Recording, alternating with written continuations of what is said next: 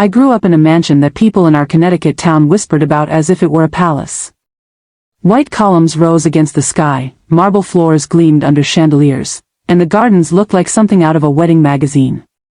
But for me, every polished surface reflected something hollow. Love never echoed through those halls, only judgment. From my earliest memory, I knew who mattered and who didn't. My sister Clarice, with her golden hair and emerald eyes, was our mother's mirror image, the golden child who could do no wrong. I was simply the other daughter. Even as a child, I felt it. Clarice's drawings were framed and hung proudly, mine were shoved into drawers. Her ballet recitals were family affairs, my spelling bee victories barely earned a nod. It didn't take me long to realize the truth. In this house, luxury came at a price. For Clarice, that price was adoration. For me, it was invisibility. And now I have to stop here, because if you're still listening, this story is about more than me. It's about favoritism, betrayal, and the revenge no one saw coming. Don't just sit back quietly. Hype this video right now, like, comment, and subscribe, because the storm that's about to hit will leave you questioning what family really means. Tell me, if you had to choose, would you rather grow up poor but loved, or rich but invisible? Drop it below. Clarice was 4 years older than me, and in our parents' eyes, she practically walked on water. With her perfectly styled hair and that disarming smile, she had the power to turn every small achievement into a royal event. A B+ on her report card? My mother, Genevieve, threw her a party. A finger painting of crooked flowers? My father, Alistair, had it framed in gold. Me? I won academic competitions, scored scholarships, and worked hard every single day. And the response I got? That's what we expect from you, Seraphina. Those words cut deeper than any insult because they meant my success wasn't worth celebrating. It was merely an obligation. It's strange how childhood roles harden into chains. Clarice learned she was entitled to everything. I learned to endure in silence. Would you fight for recognition, or withdraw the way I did? By the time we reached adulthood, our lives looked like two opposite paintings.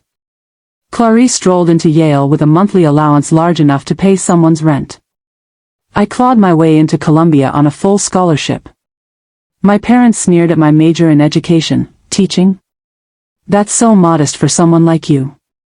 When Clarice married Edmund Harrington, a finance executive, her wedding cost more than most people's homes.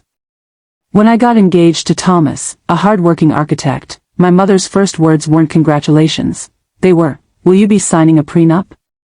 Clarice was always celebrated for reaching higher, even if she fell short. I was criticized for choosing stability, even when I succeeded. Do you think parents ever truly love their children equally, or is favoritism inevitable? I thought Thomas would be my escape from all of that.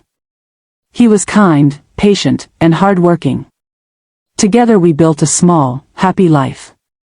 When my children, Alara and Kale, were born, I thought I had finally found the family warmth I craved. But betrayal shattered it all. Thomas's affair gutted me. The divorce was swift, the custody arrangement clinical. His child support, when it arrived, was never enough. And my parents? Not comfort. Not help. Only judgment. You should have tried harder, my mother said. Why do you think he strayed? Those words carved a wound deeper than the divorce itself. Because what they told me was simple, even in my lowest moment, I was not worth protecting. If your parents blamed you instead of standing by you after a betrayal, would you ever forgive them? If there's one thing I got right, it's my children. Alara, with her wide imagination, could sit for hours drawing or reading.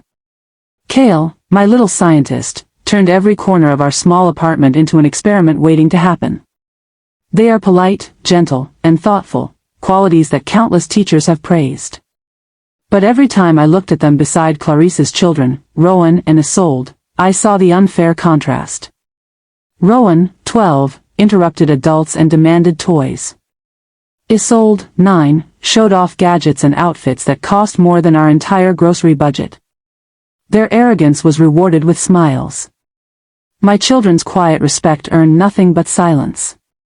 What values would you choose for your children? Kindness and humility, or privilege and power? Every Sunday, my parents insisted the family gather at the mansion. They called it tradition, but what it really was theater. Clarissa's family played the stars, while mine played the shadows. Rowan and Isolde sprawled across antique couches, shoes on, demanding custom meals. Ilara and Kale sat straight-backed, careful not to draw attention. They offered help clearing dishes only to be told, "We have staff for that, dear." And me? I endured the comments like needles. That top is so practical, teachers must be economical. Your children look healthy, even without expensive extracurriculars. Every bite of food tasted like humiliation, swallowed for the sake of family. If you were me, would you keep attending those dinners, or would you walk away forever? In recent months, the poison grew stronger.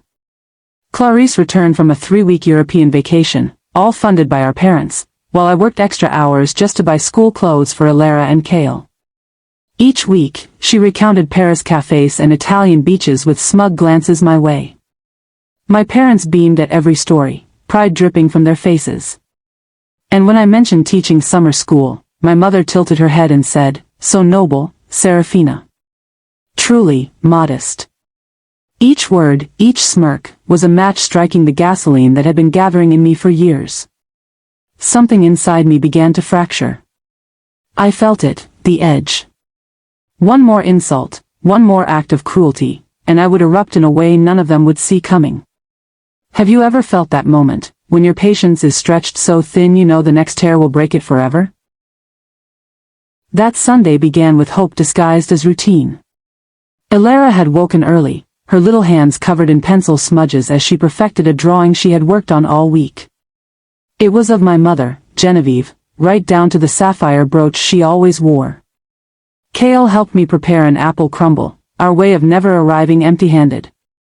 We had rituals like that, small traditions that gave dignity where others tried to strip it away. But fate didn't care about rituals. As we packed the car, I noticed fluid pooling beneath the hood of my battered Honda Civic. My heart sank. Repairs were not in my budget this month. $100 borrowed later, a mechanic patched it enough for the trip. By the time we reached my parents' mansion, we were 45 minutes late. When we stepped into the living room, Clarisse lounged on the sofa, scrolling her phone, her designer heels tapping against the marble floor. "Car trouble again," she smirked. "Maybe if you drove something reliable, like an adult." My mother, crystal wine glass in hand, barely glanced up. "Reliability is a virtue, Seraphina." Ilara stepped forward, clutching her drawing. "I made this for you, Grandma." Genevieve took it between 2 fingers as though it might soil her silk blouse. "How creative," she murmured before passing it off to the housekeeper. Seconds later, she beamed at Isolde, presenting her with a porcelain doll from the attic as though it were treasure. I saw Ilara's face fall, Kale's jaw tighten. My children were learning in real time what I had always known: love in this family was not equal. And my patience was bleeding away, drip by drip. Have you ever watched your child's pride crushed in an instant, and known if you spoke, the whole house might catch fire? For 15 years of Sunday dinners, Genevieve had insisted on elaborate home-cooked meals. That evening, she surprised everyone. "I'm simply too exhausted to cook," she sighed. "We'll order takeout tonight." Alistair actually smiled. An excellent idea. The children should have whatever they want. And when he said children, his gaze slid only toward Clarissa's offspring. Rowan barely looked up from his tablet. "I want sushi. The kind with gold flakes, like Tokyo." Isolde twirled her hair. "Pasta with truffle sauce. Tiramisu too." My father wrote their requests in his gold-plated notebook, nodding approvingly as if they were diplomats placing important orders. Clarisse stretched, all elegance and entitlement. "I'll have the salmon risotto from Vincenzo's. And their imported sparkling water, of course." My mother and father followed suit with their own extravagant selections. And then the silence fell. My children sat poised, waiting. Ilara's eyes brightened at the mention of pasta. Kale whispered about hamburgers. They waited for their turn. So did I. Sikon stretched into an eternity. Finally, I prompted softly, Ilara, Kale, what would you like? That's when Genevieve's face hardened into a mask I knew too well. Your children, she said, her voice sharp as glass, can eat whatever scraps are left in the kitchen. They are not guests here. Time froze. Ilara stiffened. Kale's hand slipped into mine. The air left my lungs.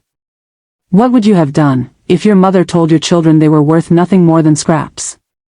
The silence was shattered by Clarice's laugh. And don't forget, Seraphina, she drawled, inspecting her manicured nails, I'm staying here all week while Edmund is away. Since mother and father are covering Rowan and Isolde, you'll cover my meals. Consider it your contribution to the family. I blinked. Cover her meals? At our parents' mansion? The absurdity clawed at me. Before I could reply, Alistair cleared his throat, his voice a command forged over decades. Stop looking confused. Set the table, Seraphina. You've always been good at serving. That word, serving, was the crack of a whip.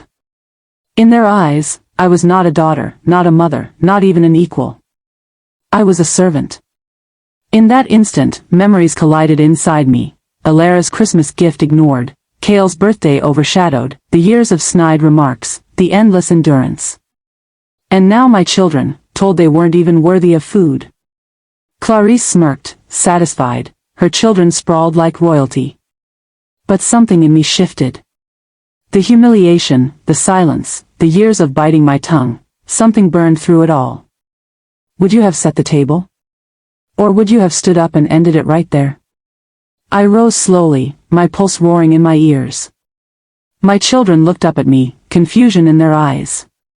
They were waiting to see if I'd bend again. No, I said, my voice calm, steady. Ilara, Kale, we're leaving. The room erupted. Don't be ridiculous, Alistair snapped. Sit down. Genevieve sneered.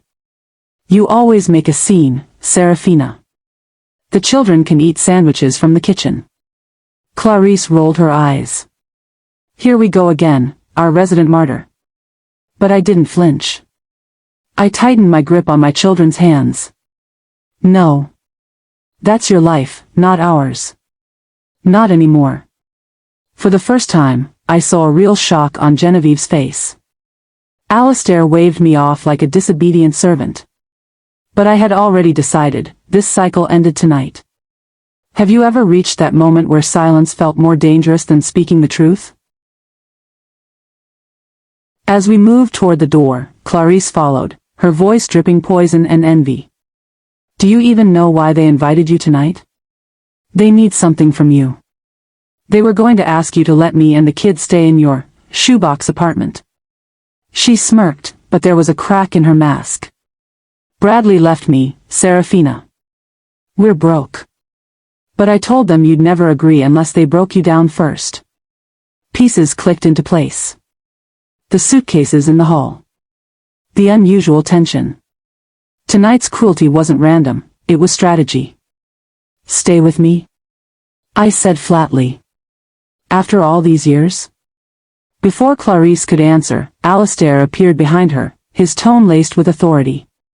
Your sister needs your help. As family, you are obligated to provide it. Obligated. The word seared me. And my children? I asked, my voice steady. What are they worth to this family? Genevieve appeared, her icy eyes narrowing. You're being selfish, Seraphina. Clarice is in a delicate position. You'll do as asked. But for once, I didn't bow. If you were me, would you have let them move in, or slammed the door forever? I knelt to Ilara and Kale, brushing their shoulders gently. Go get your jackets. We're leaving. Their eyes widened in disbelief, then relief. Alistair barked, if you walk out now, don't expect our help when you inevitably fail. Genevieve added, family loyalty isn't optional. I almost laughed.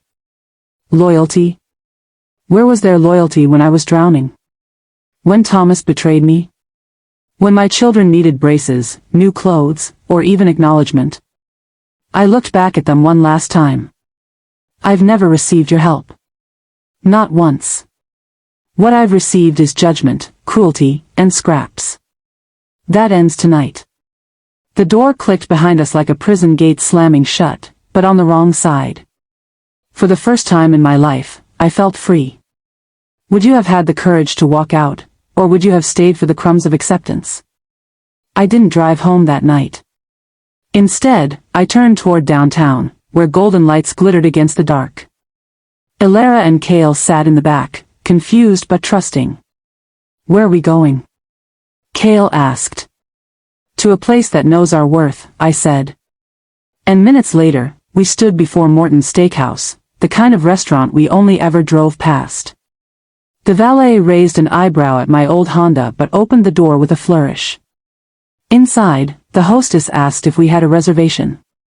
By some miracle, there had been a cancellation. 15 minutes, she said. Elara's eyes widened. Mom, isn't this place expensive? Tonight, I told her, we remind ourselves who we are. Sometimes, we have to teach people how to treat us by treating ourselves better first. And as we sat down at a white linen table, I saw my children's postures change. For once, they weren't shrinking. They belonged. Would you have dared to spend money you didn't have, just to prove to your children they were worth more than scraps? When the waiter left with our orders, I excused myself and slipped into the restroom. My phone felt heavy in my hand as I dialed a number I hadn't called in years. Seraphina? A warm voice answered after 3 rings. My dear, is that you? Octavia, I whispered. My godmother. My mother's former best friend. A woman my parents had cut out of our lives decades ago. The words poured out of me, the years of favoritism, tonight's cruelty, the scraps, the walkout. My voice shook as I confessed it all. Octavia's silence stretched. Then she spoke, her voice firm, resolute. I always wondered when you would see them clearly. Seraphina, I need you to know something. They are not as powerful as they appear. And after tonight, everything is about to change. Her words rooted in me like steel. For the first time in decades, I wasn't alone. If you had someone with power finally on your side, would you let them fight with you, or would you still try to face the storm alone? The morning after our walkout, I woke with a strange weight in my chest, but it wasn't dread. It was something sharper, like anticipation. I had barely finished laying out Elara and Cale's school clothes when there was a knock at the door. When I opened it, there she stood, Octavia Sterling. She was dressed in a navy suit that whispered authority, her silver hair cut into a precise bob. Behind her, a serious-looking man carried a leather briefcase. Good morning, my dear, Octavia said warmly, kissing my cheek as if no years had passed. This is Mr. Greenberg, my attorney. I thought it prudent to formalize some matters immediately. I made coffee as we sat at my small kitchen table, my apartment suddenly feeling like a war room. Octavia explained calmly that my parents' empire had been crumbling for years. They've mortgaged the mansion multiple times. The last loan was with me. They are months behind, Seraphina. They've been living on borrowed appearances. Mr. Greenberg slid documents toward me. Mrs. Sterling would like to establish a trust for you and your children. Immediate funding of $5 million. Provisions for education, housing, healthcare. My hand trembled as I traced the words. $5 million. Security. Independence. A future. And then, as though fate wanted to test me, another knock shook the door. A harder one. When I opened it, my entire family stood there. Alistair looked disheveled without his usual suit jacket. Genevieve's hair was unstyled, her eyes sharp with panic. Clarice, mascara smudged, clutched Rowan and Isolde, who looked confused and cranky. We need to talk, Alistair barked, attempting to push past me. But I blocked the doorway. For once, I didn't move aside. Genevieve peered past me, her gaze landing on Octavia and Mr. Greenberg at the table. Her voice cracked. So it's true. You've aligned yourself with her. Against your own family. Octavia rose gracefully, her presence filling the room. Eleanor. Alistair. Clarice. What a surprise. I was just explaining to Seraphina the new arrangements. Alistair's face reddened. This is a family matter, Octavia. You have no right to interfere. She met his anger with steel. I gained that right the day you mortgaged your empire to me. Clarice broke then, her composure collapsing. And, you can't let them take everything. Rowan and Isolde need somewhere to live. Her voice wavered. For the first time, she looked less like royalty, more like a desperate mother. I looked at her, then at my children, safe behind me. Come in, I said finally. But understand this, we are doing this on my terms, not yours. Once Rowan and Isolde were settled with Cale's tablet in the bedroom, we gathered in my small living room. The air felt thick with ghosts. Alistair wasted no time. Octavia is manipulating you. We've always provided for you. Now you would repay us by siding with her? I laughed bitterly. Provided for me? When? When Thomas left me and you told me it was my fault? When Alara needed braces and you shrugged? When Cale's birthday was ignored so you could shower Rowan with gifts? Genevieve dabbed at her eyes. You're exaggerating. We've always included you. Octavia's voice cut through like a blade. Inclusion is not love, Eleanor. It is control. And control is what you're losing. For the next hour, pieces of truth unraveled. Alistair's empire had been sinking for years, propped up by risky loans. Clarice had secretly mortgaged her home and drowned in debt. Edmund had left her. The mansion itself was weeks away from foreclosure. And yet, through all this, they had chosen not to come to me with honesty. Instead, they chose humiliation. When the last thread of their pride snapped, the begging began. Seraphina, you don't understand, Clarice pleaded. I can't move into some apartment.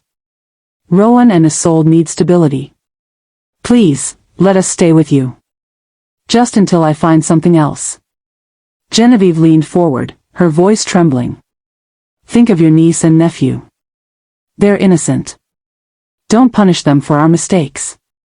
And then Alistair, the man who once made me feel 2 inches tall, actually lowered his head. We need your help. The Harringtons have cut ties. The banks won't loan us another cent. If you don't intervene, everything we built will vanish. For a moment, I saw them not as titans, but as people, broken, stripped, cornered. But then I remembered Alara's crushed face when her drawing was dismissed.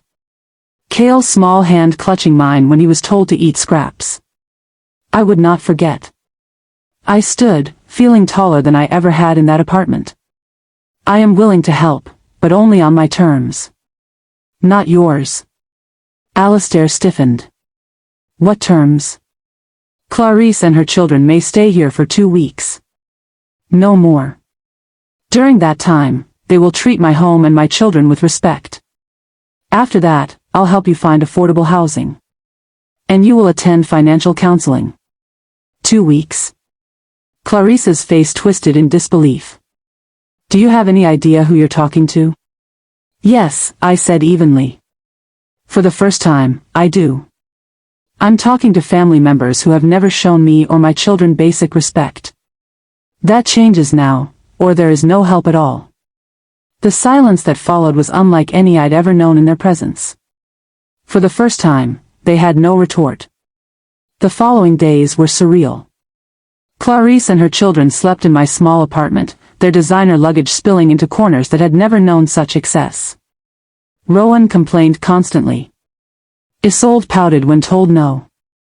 But slowly, cracks formed. Clarice tried to maintain her regal disdain, but the mask slipped at night. Once, after the children were asleep, she whispered into the dim kitchen, "You built your own life, Seraphina." I never learned how. For the first time, I saw not my rival, but a hollow woman who had traded herself for status. Resentment stirred, but so did something else, pity. And yet, pity is not forgiveness. Not yet. While Clarice stumbled under my roof, my parents faced their own undoing. The mansion was seized. They downsized into a modest condominium, no staff, no ballroom, no manicured gardens. Alistair, stripped of business, discovered woodworking in his garage, his once manicured hands now stained with varnish. Genevieve floundered until she found a volunteer group at a community center. For the first time, she was forced to do for others without status in return. I watched from afar. Part of me ached for the fall of a dynasty. But another part of me knew, this was justice, not cruelty. Weeks later, we gathered again, this time in a family therapist's office. Octavia had insisted it. Dr. Winters guided us through conversations I never thought possible. We spoke of favoritism, of betrayal, of the scars that favoritism leaves on children. Boundaries are not walls, Dr. Winters reminded us. They are fences with gates. Seraphina now controls those gates. And I realized, she was right. Their power over me had never been real. It was my need for their approval that had chained me. And the moment I let go of needing it, they had nothing left to hold. The reckoning was complete. And for the first time, I knew my transformation was waiting. 6 months after the night of scraps, I stood on the porch of my new home. A 4-bedroom house with a garden out back where Alara could draw in the shade and Kale could launch his messy experiments without fear of scolding. Octavia had helped me secure it through the trust, but the deed carried my name. For the first time, I wasn't living in borrowed space, I was rooted. I ran my hand along the wood railing, warm in the sunlight. This wasn't just a house. It was freedom made visible. I watched Alara chase Kale across the yard, their laughter rolling like music, and I realized, they had never laughed like this at my parents' mansion. Their laughter had been something fragile, something easily broken by a cold glance or a cruel word. That day, as we unpacked boxes, Clarice stopped by with Rowan and Isolde. She stood awkwardly in the doorway, eyes flicking over the modest but welcoming rooms. "It feels alive in here," she admitted. Her words were clumsy, but honest. I offered her tea, and for the first time in years, we spoke like sisters, not competitors. The weeks Clarice had spent in my apartment had changed her, though she tried to hide it. Her flawless exterior was cracking. Without Edmund's money, without my parents' subsidies, she had been forced to confront a life she never thought she'd live. When she found a part-time job at a boutique, she came to me late one evening, embarrassed but glowing. "I sold a dress today, Seraphina. The customer said I had an eye for style." She laughed nervously. "It was only $100. But it was mine. I earned it." I looked at her, and for once, I didn't see the golden child. I saw a woman trying to build herself from rubble. Part of me wanted to mock her, to remind her of the years she lorded her privilege over me. But another part remembered Dr. Winters' words, boundaries, not walls. Pity softened into respect. Tentative, fragile, but real. My father, the man who once ruled rooms with a booming voice, now spent his days in a garage smelling of sawdust. I visited him one Saturday, Alara and Kale in tow. He looked up from a half-finished rocking chair, his shirt smeared with stain, his hands rough. "It's not much," he said gruffly, "but it keeps me busy." Kale examined the tools with fascination. "Grandpa, you made this?" For the first time in my life, I saw pride in Alistair's face when it came to something simple. Not stock portfolios, not real estate, just wood and sweat. It humbled him. He offered to teach Kale how to sand the edges, and I stood in the doorway, watching a grandfather stripped of power, finding a sliver of humanity in humility. My mother, Genevieve, struggled the most with the fall.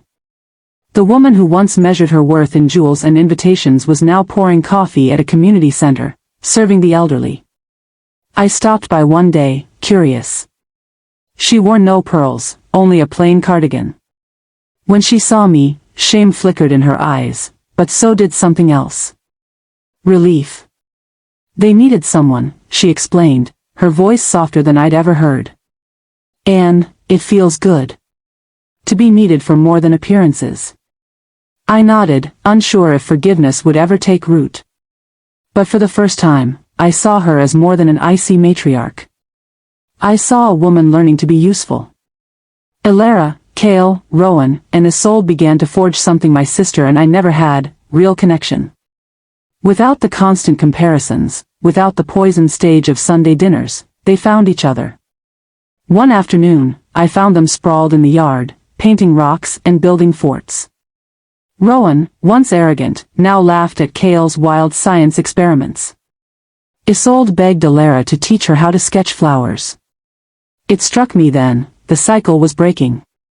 The poison was draining from our bloodline. These children would grow up different. Better. Nearly 6 months to the day of the scraps incident, I hosted Sunday dinner at my own home. The table wasn't draped in silk, the silverware wasn't imported, but the warmth in the room made it glow brighter than any chandelier. Elara showed off her latest drawing, and for once, Genevieve studied it carefully. "You have real talent, my dear," she said softly. Alistair nodded in agreement, though awkwardly. Clarice smiled, not enviously, but with something closer to pride. As I cleared the dishes, Alistair approached me. His voice cracked with humility.